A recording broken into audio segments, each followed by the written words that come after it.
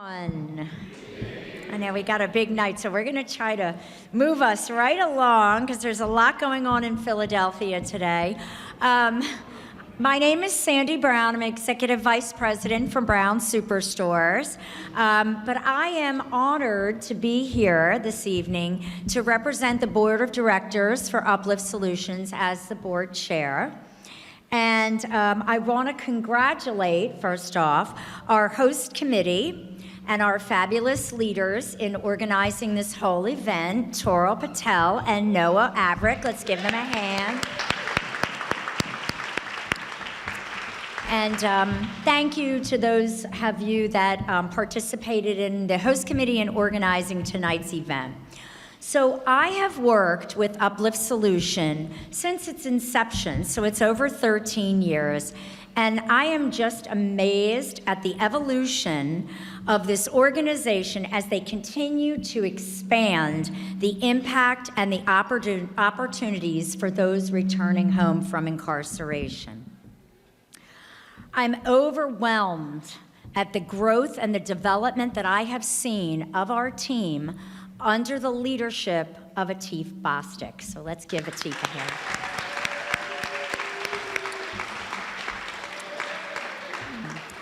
The future for Uplift Solutions is extremely bright, and that is because of supporters like you who are here joining us this evening.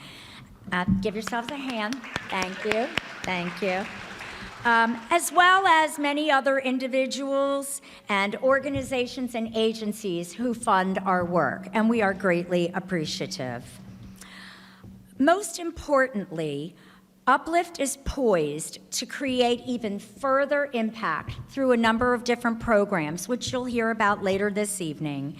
But I am so proud to be involved with Uplift's team, the board, and of course, our inspirational participants. I would like to now introduce our Executive Director of Uplift Solutions, Atif Bostic. Where are you, Atif? Because I cannot see a thing with those lights. Atif, no wonder he's over here. Come on up and join us. Everyone, Atif Bostic, our Executive Director. Thanks. It's really distracting. All right, good evening. I want to try that again. Wait a second here. Wait. Good evening. Good evening. Oh, that's great. That feels good. All right. Thank you, Sandy, for your very thoughtful, heartfelt words and your intentional leadership. Thank you for all that you do to lead this organization and lead the board. So thank you, Sandy. I would be remiss if I didn't begin with thanking each and every one of you for being here this evening. Not only do we have the 7-0 Philadelphia Eagles playing tonight, we have the Philadelphia Phillies, right, competing for the pennant, right? So we have a lot going on, so thank you for being here tonight. What I want to say about that is, though, you made the right and only logical decision, right? So, everyone that decided to go to the game and watch it somewhere else instead of being here is definitely missing out.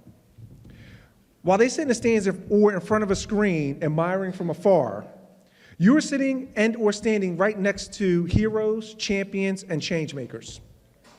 This evening, you will meet and hear from leaders making a significant difference for one of our most vulnerable populations, justice-involved individuals. As I took the time to think about our heroes and honorees this evening, I thought about what they have in common. I kept coming back to one phrase, and that phrase was courageous selflessness. The willingness to put themselves in harm's way to do the right thing and make a difference for the people they serve. This evening, I have the honor of presenting the Changemaker Award to a friend, Mr. Donnell Drinks. Donnell was arrested at the age of 17 and sentenced to the death penalty, which was subsequently reduced to life. While incarcerated, Donnell spent time educating himself, engaging in charitable work, accumulating college credits, and attaining certifications, and becoming an outspoken advocate for prisoners. After 27 years, Donnell was released. It wasn't until after his release that I met Donnell. I was asked to meet with a small group to discuss how gun violence in the city was going to be addressed. Understand, This group was meeting to talk about gun violence before the city rang the alarm, before this was an epidemic or a pandemic. He was already thinking about what we needed to do. I found Donnell to be very thoughtful and deliberate about what needed to be done.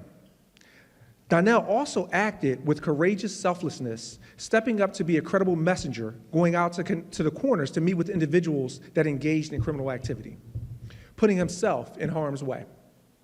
Donnell's work definitely precedes him.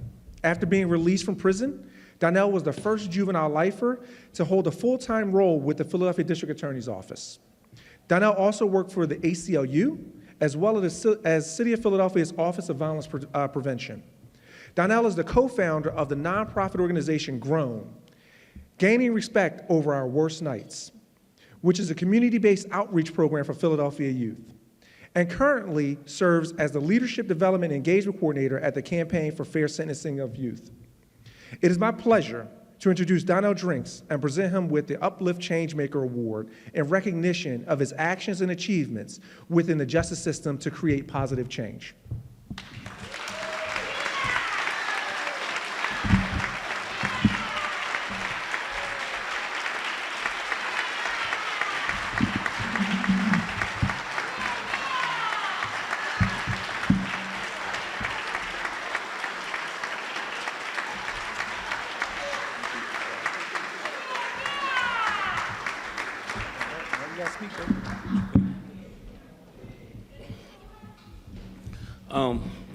Thank you, everybody. This is extremely humbling and difficult, because anytime I follow our teeth, I always tell them I'm at a loss for words. I'm never at a loss for words. This is one of the most eloquent speakers I know, so as I stumble through this, ignore everything he just said. Seriously, this is very humbling, as I did not see my life taking this on this trajectory.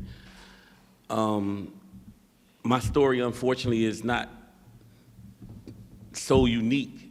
So many of our children suffer from the same situations, conditions, and I can stand before you and articulate it and put in categories of ACEs or whatever, but the reality of it is a lot of our children are facing trauma and it's acting out and hurting. So I can articulate that now, but the reality of it is I do not feel the passion and empathy for what they go through.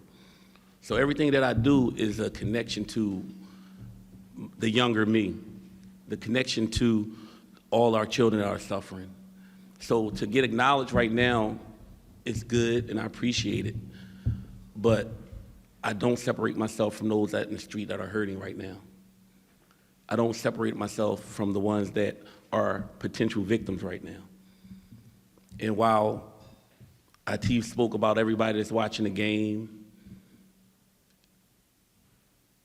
and rooting for the Eagles and the Phillies, I'm going to duck out of here in a little bit and go back out in these corners and talk to the ones that don't even have the TVs, talk to the ones that don't even have the hope of winning.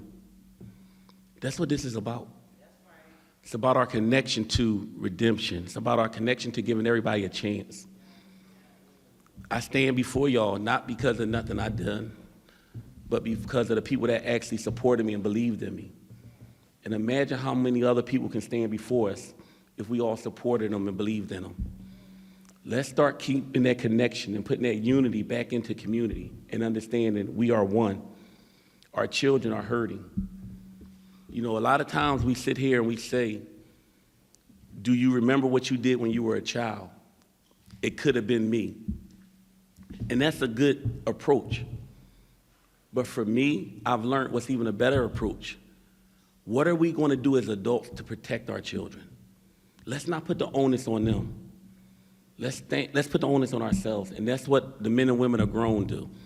And as Latif said, what he omitted to say, the men and women are grown are made up of former perpetrators as well as victims working arm in arm to change the conditions.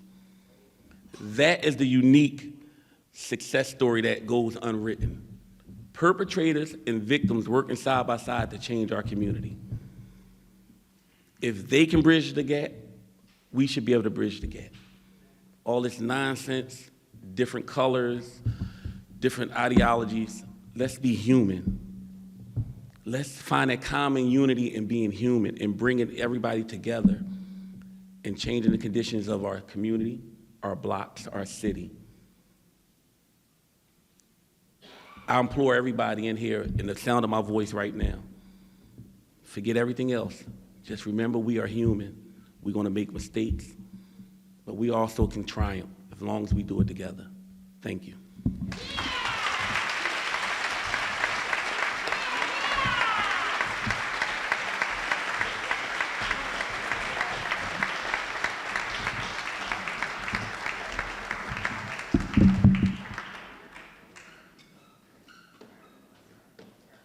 Thank you.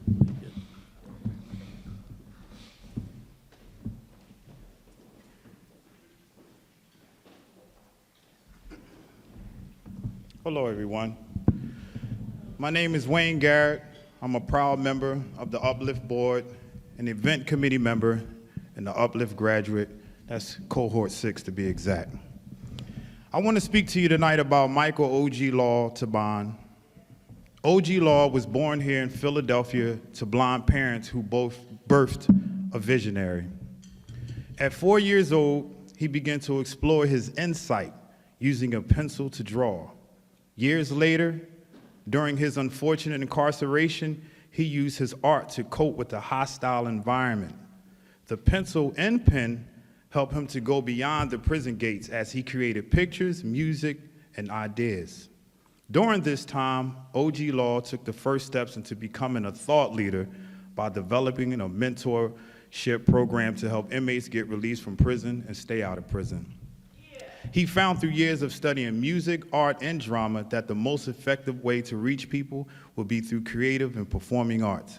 In fact, O.G. Law was in a process of renovating his own home when suddenly he had a vision and decided to use those materials to build a prison cell instead, placing it on an open lot in Huntington Park. He slept there, drawing the attention of the community, pastors, and police officers who frequently brought youth to his makeshift prison cell, and he would warn them about the perils of the street life. He used this opportunity to express his love to people. Furthermore, he went on to create the National Love Team, which continues to crusade against violence in our Philadelphia communities. Today, O.G. Law operates as a mobile community intervention center that offers kid-friendly games, karaoke, and food as they perform and provide education aimed at encouraging violence prevention. You may also recognize O.G. Law in his appearance in the critically acclaimed award-winning short film Cage, which led him to a feature role in Concrete Cowboys starring Idris Elba and Method Man. Moreover, seeing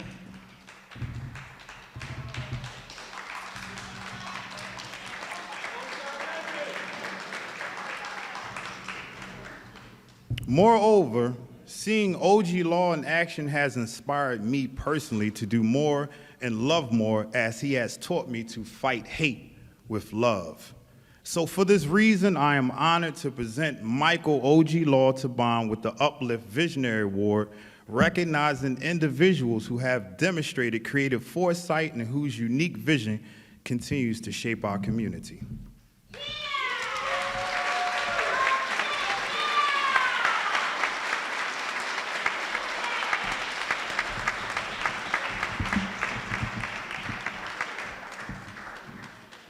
Thank you. Thanks, man. Thank you. Good evening, everyone. How y'all doing tonight?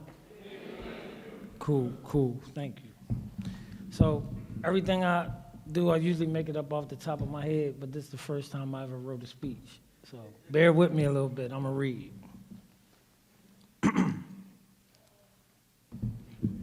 Okay. Good evening, ladies and gentlemen. In the name of God and our children, which are the future, I'm honored to stand before you here today as a child of visually impaired parents accepting the 2022 From Hardship to Hope Visionary Award. I would like to thank Uplift Solutions for seeing me in my work, as well as the City of Philadelphia, Mirror Arts, and the people who just wish to live in a safer city enough to invest via grassroots donations. Your investments enabled us to take the National Love Team from a grassroots organization to a mainstream organization that is destined to help heal communities in need on a national scale. 20 years ago, I did time for armed robbery. My 7 to 15-year sentence was a blessing disguised as punishment. Being in prison forced me to think outside the box and to create and develop movements and programs that could have prevented me from going to prison or an early grave. Prior to prison, I wasn't a monster. I was an innocent child like the rest of us here in this room. From that, I learned that there is beauty inside every so-called beast in our families and communities. Being there also taught me that our issues aren't just about black and white, but more about poverty and ignorance, all of which can, in fact, be healed with patience, forgiveness, love, if applied. As a child, before being told by society that I was worthless because of my skin color, financial status, and living conditions, I was told by loved ones and teachers that I could become anything I wanted, as long as I believed in myself and worked hard. Because of my family issues, I wanted to become a superhero and use my powers to help heal the people around me. Today, I stand before you as living proof that society was wrong about my love, that society was wrong, and my loved ones and teachers were correct.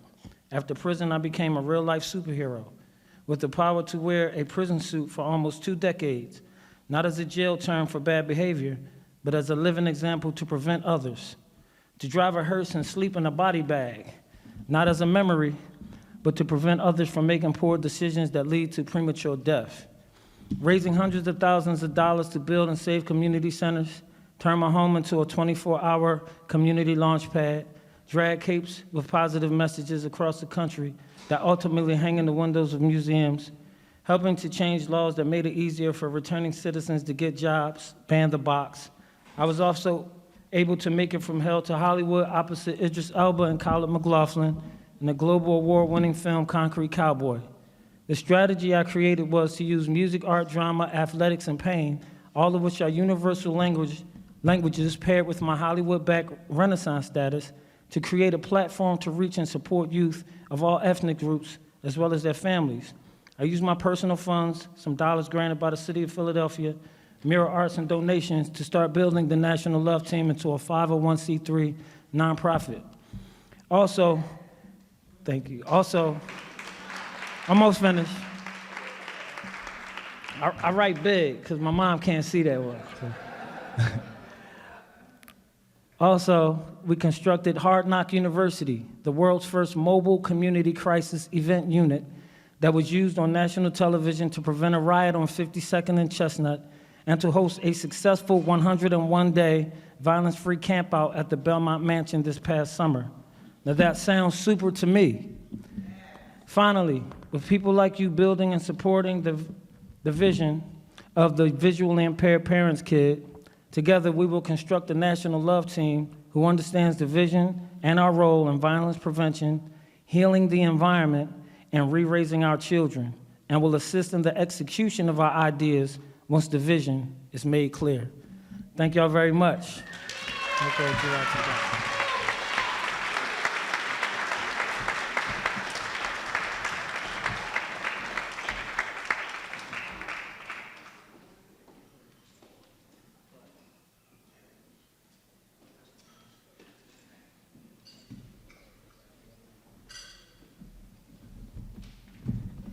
Congratulations, OG. You know I've been with you since you've been doing this, and I truly believe in this brother.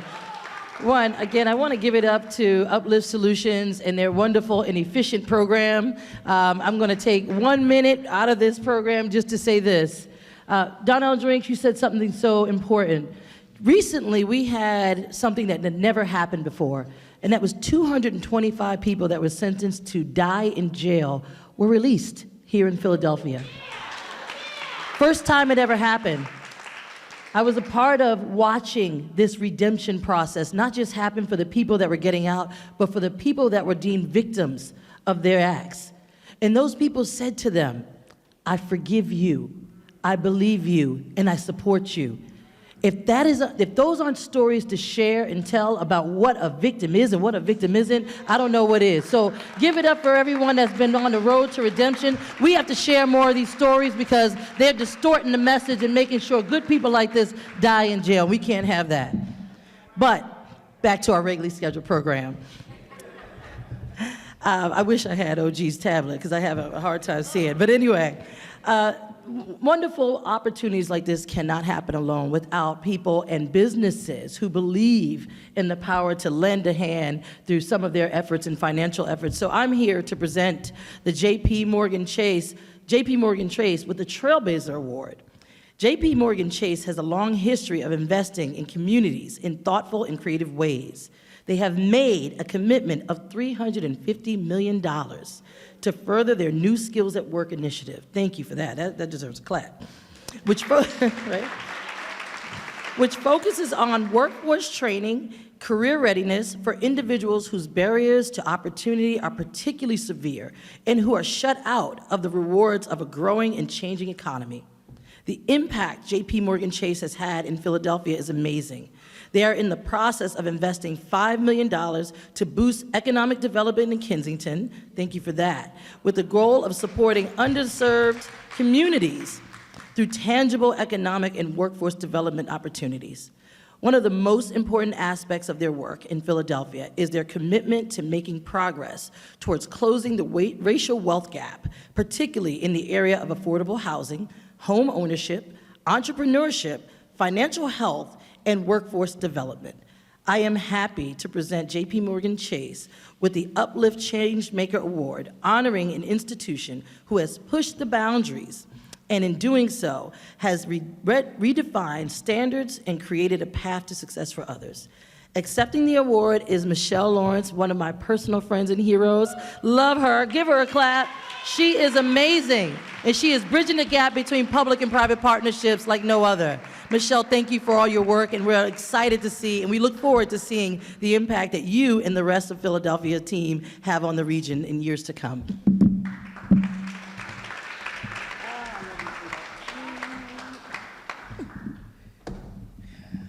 I almost want to say, let the church say, but I won't do that. It is indeed a privilege to stand here, and quite frankly, just coming behind the heroes that were here prior to me, I leaned into the community manager and said, if we are not working with them, we need to. And so I believe it's Grown that has a nonprofit, and he said he was dipping out to go stand on a corner, so we're gonna make sure that he has extra funding to stand on those corners. And I know you just stepped down. I leaned in and said the same thing. We are supporters of the Mural Arts program, so there's no reason why we can't support you directly. So this is part of when you enter into a community, you don't enter to say, I want market share. You enter into a community to demonstrate that you care about the community, and that's part of what we're here to do. And we're doing that in ways that are probably more unique in nature, because I've been in banking for 30 years. And it is the first time that I work for an institution where we're actually going to put a community room inside of the bank. So on 52nd Street in November actually we're December the 5th now, we will actually have a community room dedicated to teaching, educating, equipping, and enhancing the skill sets of the community and residents. That space will also be able to be utilized by partners who don't have space to conduct their own meetings. This is what it means to get engaged and get involved and become a part of a community. And I'm ever grateful to represent an organization that not only wants to write a check, but wants to lend everything else around it. Somebody is going to laugh, but I always say time, talent, and treasure. You need all three to make a difference in community, and that's what we signed up to do. Bye.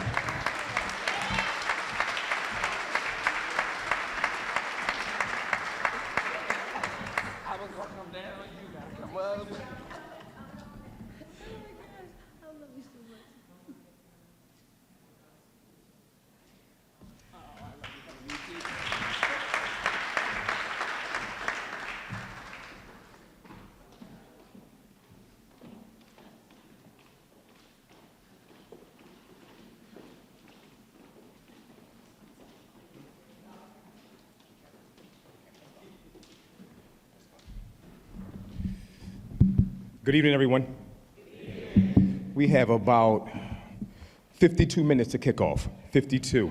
So I'm just counting it down for everybody, making sure everyone is aware, and we got another 34 minutes until the first pitch. So, so yeah, I'm gonna make this as quick as I possibly can. All right, take my time. No, that's not how this works, Seth. That's not how this works. My name is Barry Johnson. I'm the director of Uplift's Workforce Solutions program. Here to my right,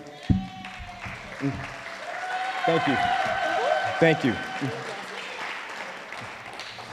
Here to my right is my lead facilitator, Monique Oakman Robinson. And here to my left is my senior case advisor, Lauren Roudet.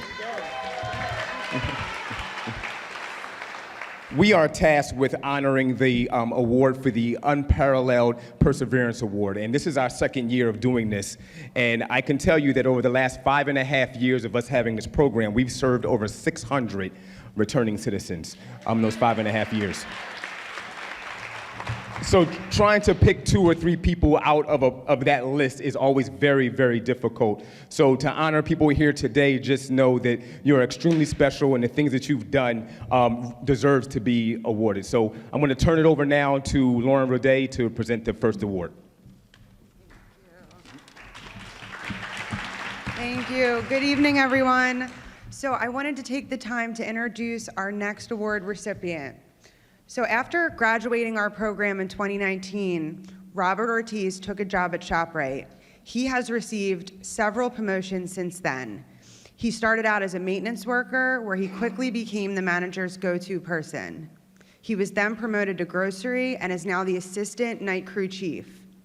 Among these responsibilities, Robert is most proud of being a ShopRite key holder.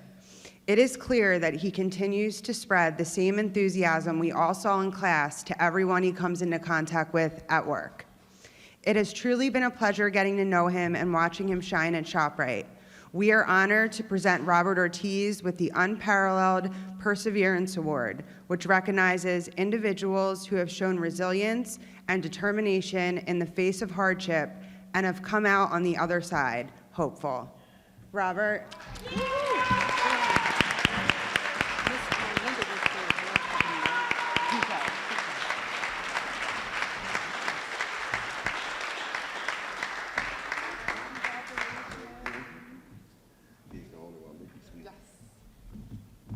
Hello, my name is Robert Ortiz. Dear colleagues, friends, and family, I'm here today with much appreciation. I want to thank the Almighty first, the program director, Barry Johnson, Atif Boslick, who always there for me, Miss Lauren, that's like a sister to me because she's always calling me. Miss Monique, which is a heck of a teacher, the staff here at Uplift. Special thanks to Mrs. Brown, Sandy Brown, and Mr. Brown for starting this program.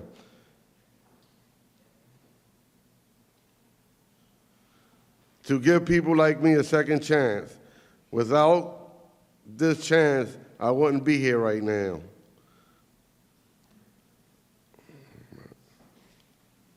Okay.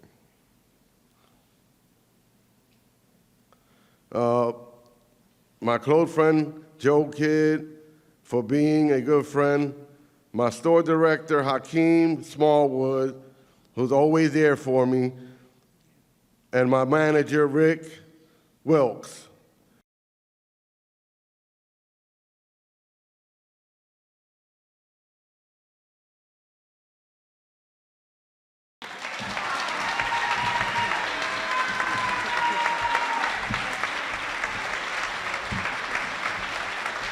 Move it in.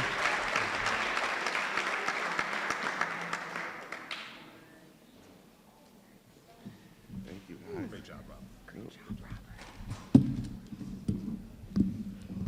Good evening, everyone.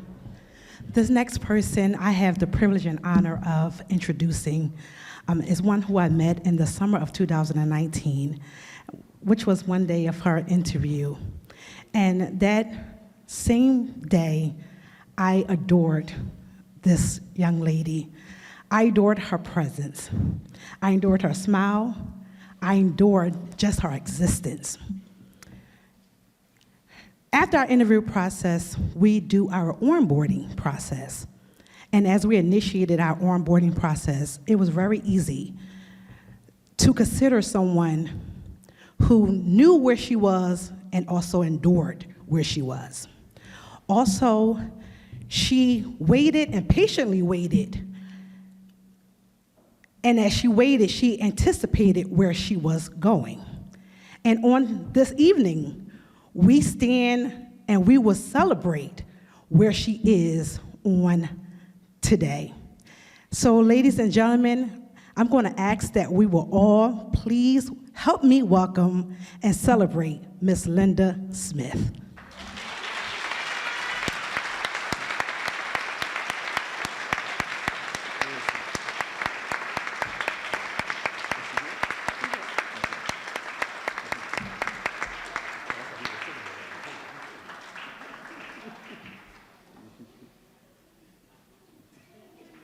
Woohoo! Come on, Miss Linda.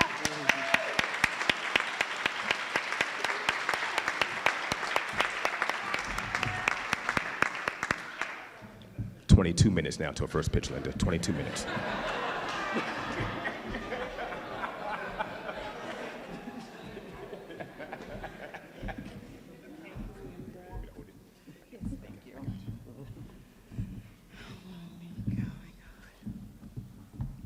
I got 22 minutes. Give or take.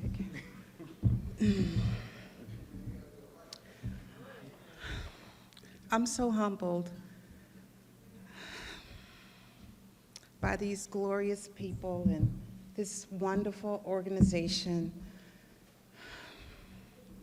that looks out for the least of us. And I consider myself the least of us because I have fallen into a place in our society where people, they just don't want to help.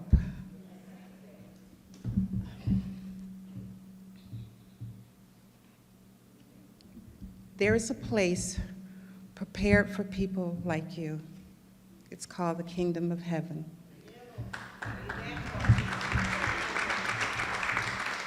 And the Kingdom of Heaven is a place where people who help people who,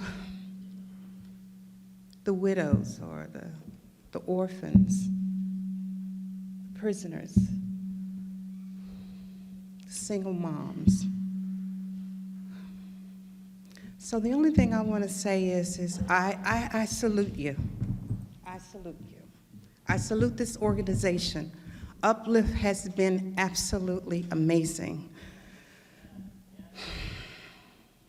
To hear Lauren call me, Linda, how you doing? How's everything going? And this is constant. And the devotional times, all of those things, they just help build up me to believe that I could run on and see what the end was going to be. So I thank you for this moment, and I feel it in my spirit, the greatness of this organization, because this organization needs to be everywhere. It needs to be in every community because it lends a helping hand to people who really needs it. And I thank you for your time.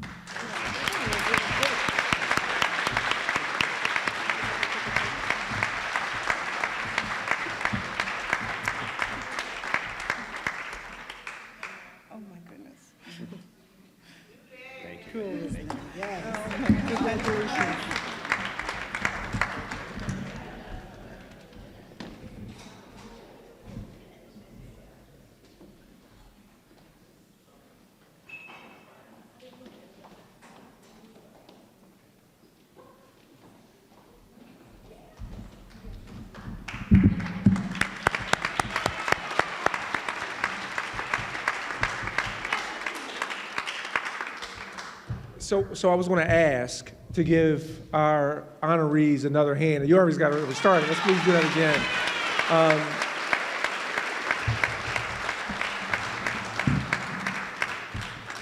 So I don't know what the count is, but I know Barry knows it's like 15 minutes or something. I know he's keeping track of where we are, but we're almost there. We're at the end. But before we end, though, I have a few important things that I need to do this evening. So the first thing I need to do, I'm going to start with thanking our sponsors, our generous sponsors, for making this evening possible. We have our presenting sponsor, Brown's Family ShopRite, Key Bank, Lightspeed, Always Best Care, Chase Bank, one of our honorees this evening, Comcast, M&T Bank, Deloitte, Pennsylvania Convention Center, PNC, The Giant Company, Alan and Miriam Feldman, Bridget and Leo Adamando, Carolyn and Mitchell Davis, Citizens Bank. Thank you all for your generous support, and everyone that bought a ticket to be in this room tonight.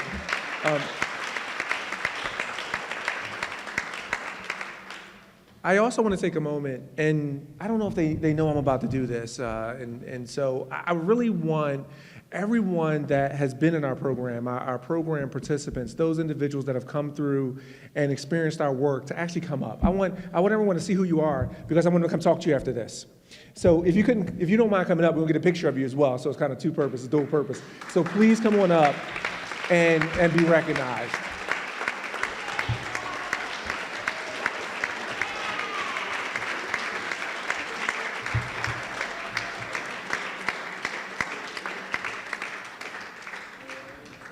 You can sit right there. Yes, sir.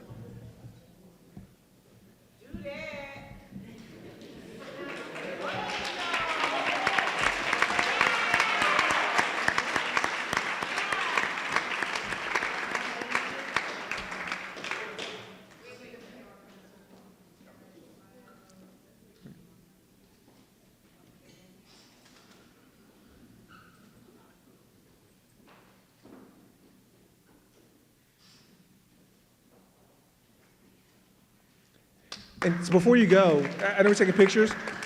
With our program staff, Barry, Lauren, Monique, also come up and get in the picture here if you don't mind.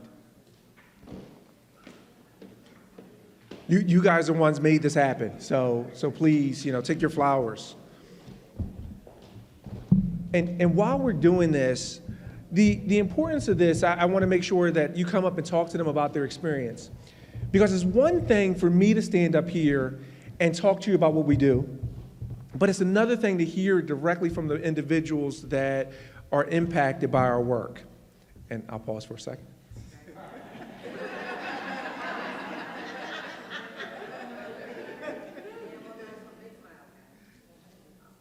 All right, there we go. We're down 11 minutes. All right, so we want to multitask here.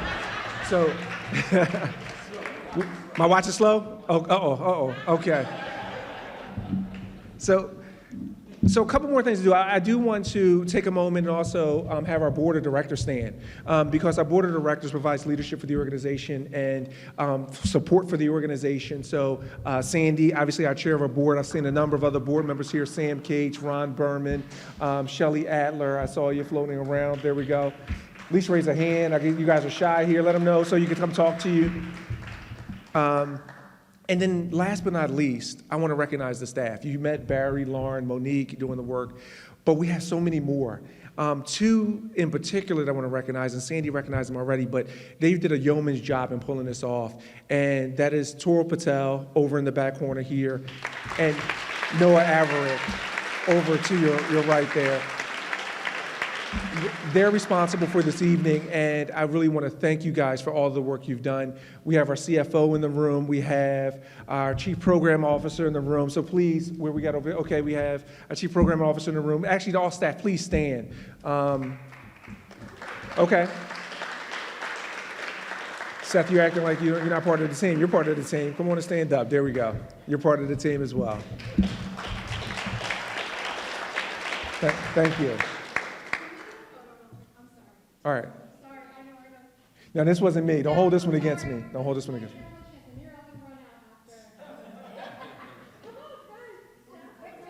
All right, we'll finish. We'll finish. I think Barry influenced them. Barry got to him. So, before we go, I think it's also important, I wanted to put faces to the work. And that's why I actually asked everyone to come up, because I want to talk about what the work is. You heard a little bit about it, and I really want to really have you leave with a true understanding of this. And hopefully, my good friend Oprah over at the back table, you get a check, everybody gets a check. Will give us another check before we go. But when I joined the organization in 2015. And when I joined the organization had a mission of delivering entrepreneurial solutions that support underserved communities for the joy of a healthy life. And at that time, we leaned into that mission. And we went to work in working on the communities and addressing the issues that we faced. In 2017, following that mission and being entrepreneurial, we started to explore and ask questions around what should we be doing? And who should we be helping? And in 2017, that's when we launched our workforce program, Workforce Solutions. And we launched that understanding that when we think about our most vulnerable populations, as you heard, are justice-involved individuals, and how can we help that population? And it really wasn't just about providing a job. We're going to do that. We'll get you a job. Don't worry about that. It's about all the other things that surround that. And so before we launched the program, we looked at root cause. What were the causes of incarceration? What were the causes of recidivism? And we identified a few things. First thing is access to money. I just don't have any money, right? But guess what? I have a particular skill set, and I can figure out how to get it. I built a certain set of social skills that I've been, born into. I live in a community where there's a lack of resource and a lack of access. And also that's a sticking point for me as well, because a lot of times, one of the terms that we use quite often is second chance. And sometimes, and in a lot of cases, we weren't afforded a first. And this is a first chance for some of the people that we work with. And so the other part is isolation, because going back to those resources and those networks, they don't have the networks to support them as well. And so we said we want to address all of those issues. We're going to provide them stipends. We're going to provide lunch every day. We're going to help them build a certain set of social skills that will help them not only get the job, but to keep the job. And that was our work. And that's how we got to where we are. That's how we got to over 500 individuals that have now gone through, graduated, and have become employed in this organization, through this organization.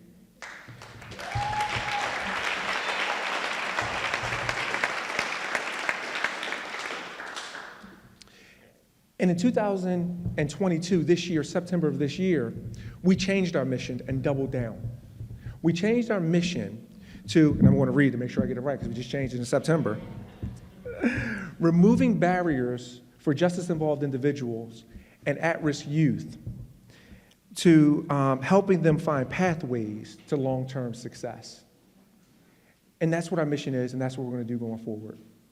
And we thank you for being here tonight because you help us accomplish that. And what we ask for you to going forward is to continue to help us with this by volunteering, your dollars, your time, talent, treasure, as Michelle talked about. And thank you for that, Michelle. So we're going to keep using that. I'm going to use that the rest of the night.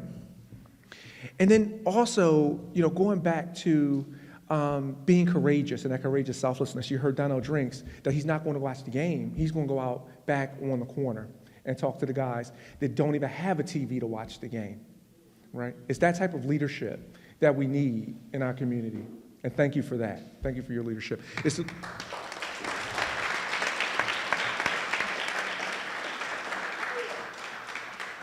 the leadership of OG Law that's going out and committing himself to showing people what it means, to helping to break the cycle.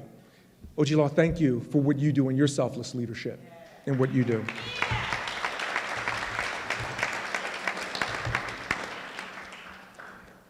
It's Michelle Lawrence.